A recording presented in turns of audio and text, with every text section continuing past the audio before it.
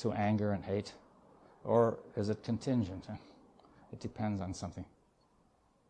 See, it may depend on the assumption that that is what has to happen, right? One of the operative words of that movement you're talking about is empowerment. Empowerment, yes. It's a very aggressive word. You see, the way they use it is extremely aggressive and flows out of the anger which they've got. And you see, the sense of justice, of justifying anger, is also part of that. Now, you see, the Hezbollah, the party of God, is constantly talking about justice. Now, that's the surest way to get very angry and say that I'm right. David, I'm not sure, but I think that the word empowerment is also used in psychological terms to help people who may feel like victims to take more control and responsibility in their lives, and it's used in a very positive way. It could be positive, and also yes. in the women's movement to help women have a stronger sense of self-esteem. And again, it's used in a very positive way. It could be positive, but a great deal of it is used the other way. Yeah, well, it can be both ways. We have to watch this.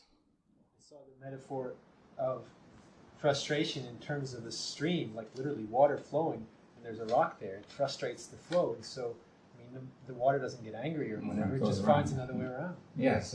See, does frustration necessarily lead to anger, or frustration leads to suffering?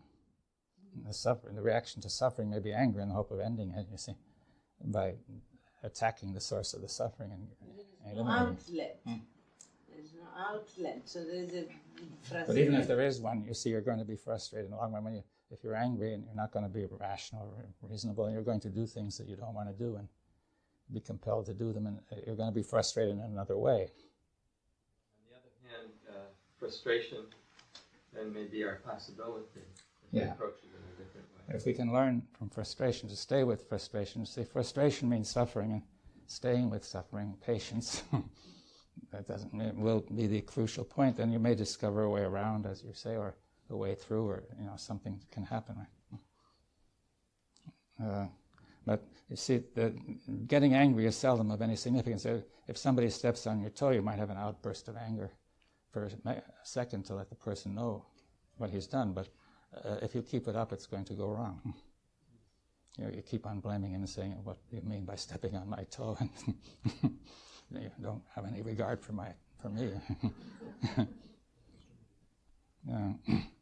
So anyway, in the dialogue, there's going to be frustration. It's important that, as we understand it, it's going to be there, and we have got somehow to stay with it and meet it, and so on. You see that but we'll find that when we start it, we don't. You see that we don't give time. It goes too fast. We don't stay with suffering. We get angry and try to destroy what we think is the source of the suffering, and so on. And people share all that too. You see, that's also a common consciousness. See, all this anger, rage, hate, suffering. The suffering and the anger, rage, hate attempts to destroy the cause of it is common too. You see, we share that, but sharing that doesn't, in the beginning, help us. But it's important that we do share. You see, these are negative features of consciousness that we share, some of them. And we have to stay with that. You see, now, in other words, there will be displays of anger, and in these displays will be visible possibly the assumptions behind it. And now, if some people are not drawn into it as much as others, being from another subculture, they can sort of diffuse it, point out what's behind it, and then everybody sees, right? You see, establishing a common consciousness again at that point. Now, so we can learn from anger, we can learn from suffering, and so on. Now, you see, we may get started out by being annoyed by some people talk all the time. They talk very easily, seem to monopolize the whole thing, and other people have assumptions which get them to hold back. And they get very annoyed, and the people who talk sometimes get annoyed with those who don't, saying, "Why don't you talk?" and so on. So all of that has to come out, you see, now. But the deeper point is the basic collective assumptions about the nature of the self, the nature of society, the nature of our purposes and goals, and what our intentions are, and meanings are, and so on. And so we have to continue and go on with this dialogue regularly, I say once a week or once 2 weeks, or it might be less or more.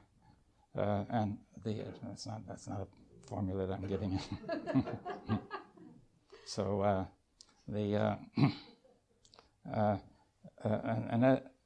so you may then get periods in which it seems you're sharing meaning and everything is going fine, and then suddenly up comes a meaning you don't share and it goes wrong. Now, see, we don't say, well, now it's failed. You see, it's not our purpose to have a constant state of euphoria or good feeling, though if that comes, fine, you see. Now, it's not our purpose to produce an end or a goal of a certain kind. You see, the only purpose is to learn to talk and think together. That's not really a purpose in some sense. It's a deep intention.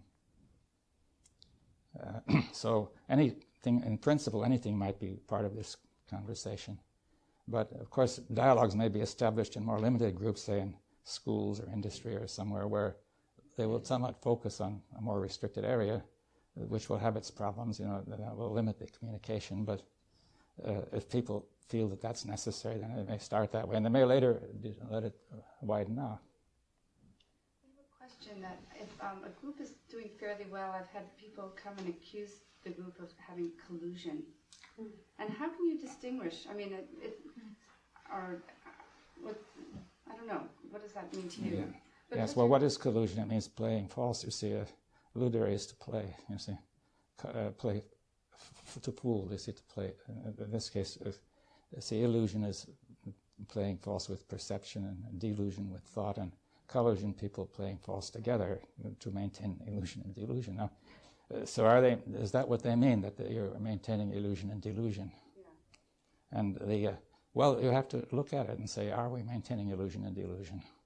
Yeah. And they can point out, yes, I think these are the illusions, you listen. This is the ideal situation, but people, you may get very angry at what they say, or they may get angry at what you say. And then you answer back and say, no, that's so, or that's not so, or yes, that's so, we've got to change. See, that's the ideal, right? But we won't meet the ideal. There's not going to be perfection anywhere in the world, right? Yeah, but if we're thinking together, yeah. I mean, somehow that was, I've heard many people say that's collusion. I mean, just because we have... No, it's only collusion when we use it for deceptive purposes. You see, people collude in criminal cases, in crimes, because they want to deceive, they defraud somebody, right? Yeah. If people work together, talk together, think together, I mean, you would say every time people work together in an industry, they're colluding. You see, that would be foolish. I mean, there's groupthink that happens somehow, that often within groups where they're deluding themselves. Yeah, it's true, it happens. But say thinking together, groupthink is not thinking together, you see. It's really fooling yourself about it. You're talking about the process where people think together as opposed to people thinking together about a specific bank job or whatever. Yeah. Well, they think together about how to take advantage of somebody, to a competence job, right? The usual criticism, I think, of collusion is that somehow you're fooling yourself and you think that you're thinking together and you're not. Well, then you have to say that and say, why do you say that it's so? You see, in what way are we fooling ourselves? You see, you really require that they start to try to draw them into the dialogue. Right? That's what I was seeing. I mean, they're setting themselves outside, so can you share meaning with them? I mean, just in that conversation, at least, they have some concern. They're criticizing, but... But what happens is many of these people don't come back, so you can't have that exchange. There's nothing you can do about it. But I think it's important for people who feel that way about a particular to come back and discuss it. Yes, well, you can say that perhaps they're not all that serious, you see, and therefore that suggests that their perception of collusion is wrong, that it's already an illusion, right? Well, you have to ask, though, whether you're defending something. So if you think you have established something which is genuine communication, then, well, look at it. Let's open it up. Yeah. No, that's Sure. Part of the essence of dialogue is the investigation of the exploration of assumptions, isn't it? Yeah. Of the group's presuppositions. So within that, collusion ought to be revealed if one's Yeah. serious about that as they're made. If there's collusion, it might typically be for the purpose of not exposing these assumptions, you see, which we've talked about here is happening. See, many people are saying people are colluding here to avoid exposing basic assumptions, which were felt to be very significant, necessary. Is there a way for us tonight in this group to join together in a deeply held intention? Well, we can't outline this way. You see, I'm trying to say, paint a picture of what this is about, and then from that, you try to move, you see. You see, by learning. See, but how would you go about seeing whether we're colluding? I don't know. You see, I'm trying to say the question has suddenly occurred. Right? Start by trying to sense an underlying common intention. And then the collusion would make itself obvious, I imagine. Yeah. I would think if I wanted to hold on to this point of view, if I wanted to hang on to something, then I would suspect something. Yeah. So immediately I would sense if there was something I was hanging on to, then I would be suspicious. Yeah. If you're defending an assumption, it's suspicious, right? You see, like we say a mistake, you should learn from the mistake rather than defend it. You see, defending the mistake is already at least delusion, or beginning of delusion, and if people defend it together, it's collusion. So if we feel defensive, if the group feels defensive, then Or several members feel defensive, then they're colluding. Well, when you say that if they sustain that feeling, Yeah. they might feel that way for a moment or for an hour. Yeah. But you have to give it a little room to Oh, work yeah. itself out. Yeah, we have to allow room for that. Yes, yes. But if you find sustained avoidance of the issue, then you could say that's collusion.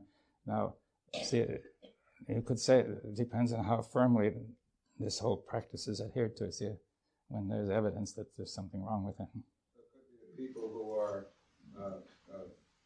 thinking that the others are colluding are in collusion. Well, if several of them might get together to present the picture that this group is lost, is caught up in collusion, right?